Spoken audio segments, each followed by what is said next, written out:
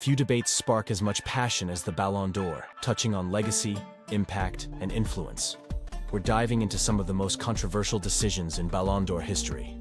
From Luka Modric's surprising 2018 victory to Messi's debated 2021 win, these moments have fueled endless discussions and divided fans worldwide. Are these awards always about the season's best performances, or do politics, narratives, and reputations play a bigger role than we think? Let's unravel the drama. Luka Modric versus Cristiano. Luka Modric's 2018 Ballon d'Or win was a moment of pride, ending a decade-long Messi-Ronaldo dominance.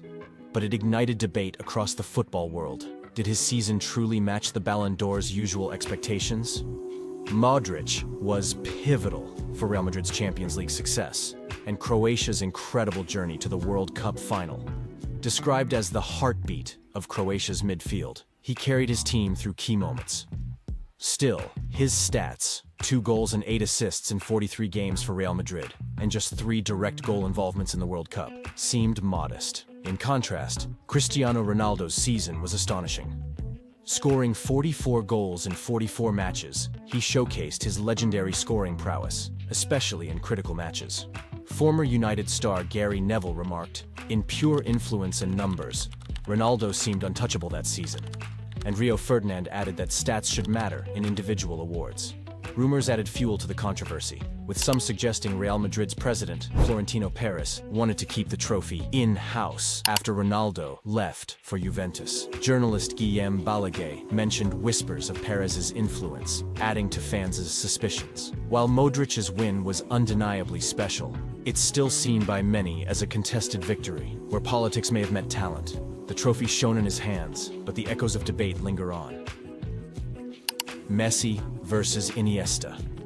Lionel Messi's 2010 Ballon d'Or win is often remembered as one of the award's most disputed decisions. Although Messi's talent is unquestionable, his 2010 performances didn't seem to reach the peak usually expected of a Ballon d'Or season, sparking a debate that continues to echo among fans. During the 2009-10 season, Messi led Barcelona to another La Liga title, but it wasn't all smooth sailing. Barcelona's Champions League journey ended in the semi-finals against a determined Inter Milan, a squad that outmaneuvered them through strategic play. Internationally, Messi had an unusually subdued year. Argentina's World Cup run came to an abrupt halt in the quarterfinals, with a 4-0 loss to Germany, and Messi failed to score throughout the tournament, a rare quiet spell for such a prolific player. Meanwhile, other stars seemed to deliver more iconic seasons. Andrés Iniesta, Messi's Barcelona and Spain teammate, helped Spain clinch its first ever World Cup, scoring the unforgettable winning goal in the final. Fernando Torres later remarked, "Iniesta's goal brought joy to an entire country.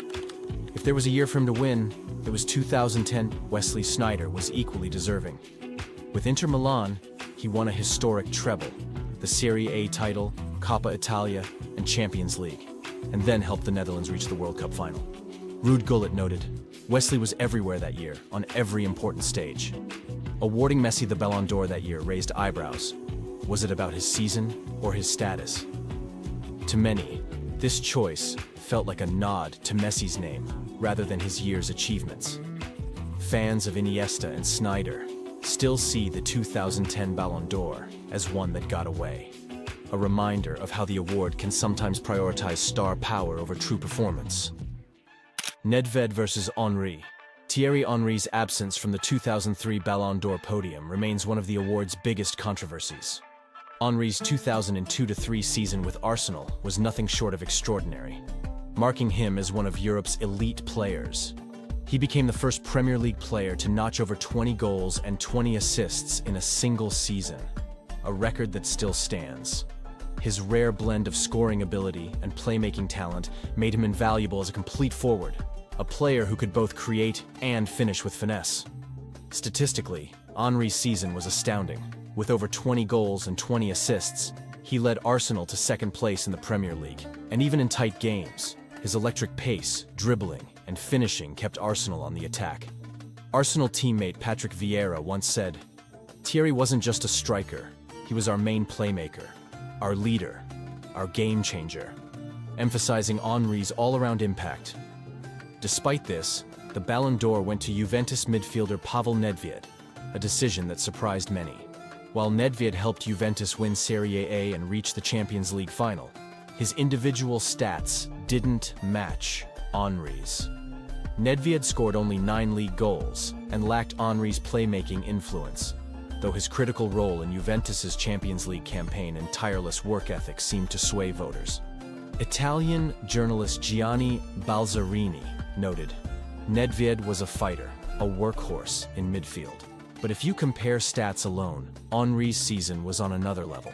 The choice to overlook Henry highlighted a perceived bias in the Ballon d'Or voting process, where Champions League performances seemed to carry more weight than domestic achievements. Arsenal legend Ian Wright captured fans' frustration. If there was ever a season Henry deserved it, it was this one. For Henry's fans, the 2003 Ballon d'Or snub remains a reminder of how an extraordinary season can go unrecognized when it doesn't fit certain criteria. It's a lingering what if in the legacy of one of football's greatest forwards. Cristiano versus Ribéry. Cristiano Ronaldo's 2013 Ballon d'Or win remains one of the award's most debated choices, shaped by unique circumstances. On an individual level, Ronaldo was unstoppable, scoring an astonishing 55 goals for Real Madrid that season. His consistency highlighted his place among the world's best. Yet, his 2013 lacked one critical element: team trophies. Real Madrid didn't win any major titles, and the Ballon d'Or has historically honored players who combine personal brilliance with team success. Meanwhile, Bayern Munich's Frank Ribéry seemed like the natural favorite. Ribéry led Bayern to an historic treble, winning the Bundesliga, the DFB Pokal, and the Champions League. His impact went beyond scoring. Ribéry's creativity, technical skills, and driving force were indispensable to Bayern. Teammate Philippe Lahm described him as "our spark." He turned games on their head, created chances, and lifted the whole team. Though Ribéry didn't match Ronaldo's goal numbers, his all-around influence made him many fans' preferred choice. The controversy grew when the Ballon d'Or voting deadline was unexpectedly extended. This came after Ronaldo's hat trick in a World Cup playoff for Portugal, which secured their place in the tournament. Critics argued that the extension highlighted Ronaldo's international heroics, which traditionally fall outside the award's club season focus. Football journalist Guillaume Balaguer observed, "The deadline extension gave Ronaldo's recent brilliance a spotlight, and that felt unfair to Ribéry." For Ribéry, it felt like a missed moment. Bayern manager Jupp Heynckes voiced his disappointment, asking, what more could Ribéry have done? Many believed that Ribéry's role in Bayern's historic season was overshadowed by Ronaldo's individual stats, which, while impressive, didn't come with trophies to back them up. This decision sparked larger questions about the Ballon d'Or's criteria. Was it now favoring individual stardom over a player's contribution to team success? The 2013 Ballon d'Or remains one of the most talked about awards, with many still believing Ribéry deserved the honor for his role in Bayern's legendary season. Messi versus Lewandowski. Lionel Messi's 2021 Ballon d'Or win is one of recent history's most debated choices, leaving fans and analysts divided over whether he truly deserved it. Individually, Messi's season was remarkable, with 38 goals and numerous assists. However, by Ballon d'Or standards, his club achievements with Barcelona were modest, with only a Copa del Rey title and a tough La Liga and Champions League run. For many, Messi's club season alone didn't quite justify the award. The deciding factor for many voters, though, was his Copa America success with Argentina. This was Messi's first major international trophy with Argentina, a long-sought goal. He dominated the tournament, leading in both goals and assists, playing a pivotal role in Argentina's victory. Teammate Emiliano Martinez remarked, "Messi carried us, not just with his goals, but his spirit. He gave everything for this title." Messi's Copa America triumph undeniably boosted his Ballon d'Or chances. Many, however, felt that Robert Lewandowski had a stronger case. Lewandowski shattered Gerd Muller's Bundesliga record with 41 goals, led Bayern to another league title, and earned the Club World Cup's Best Player honors. His record-breaking consistency led Bayern legend Lothar Matthäus to say, "Lewandowski was on another level in 2021." he set records that might never be broken. Jorginho also had a compelling season, leading Chelsea to a Champions League victory and Italy to the UEFA Euro 2020 title. Known for his game control, Jorginho was crucial for both teams.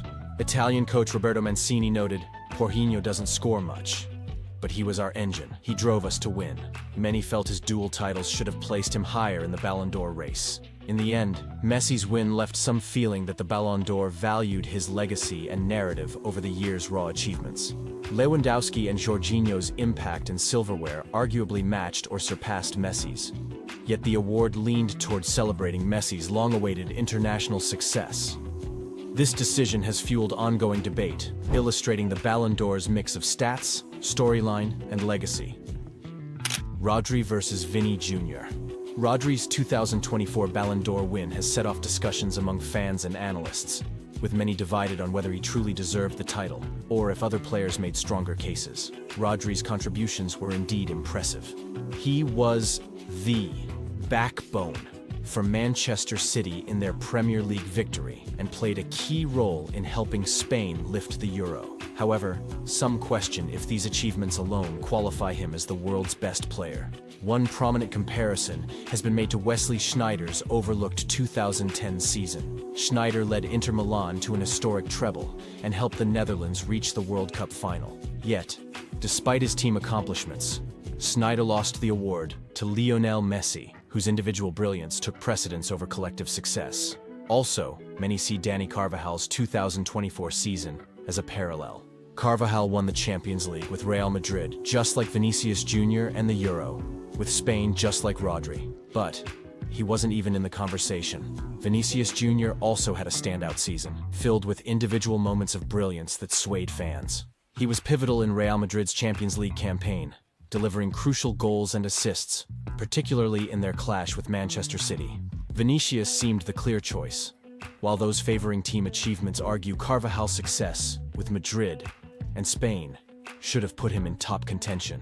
Many feel that the Ballon d'Or panel inconsistently weighed Rodri's steady contributions over Vini's impact, or Carvajal's combined titles, leaving fans to question the criteria behind the decision. Did Rodri's reliable, trophy-winning season truly earn him the accolade, or were Vinicius and Carvajal's standout performances more deserving of the spotlight? The debate continues, highlighting the complexity and subjective nature of the Ballon d'Or selection.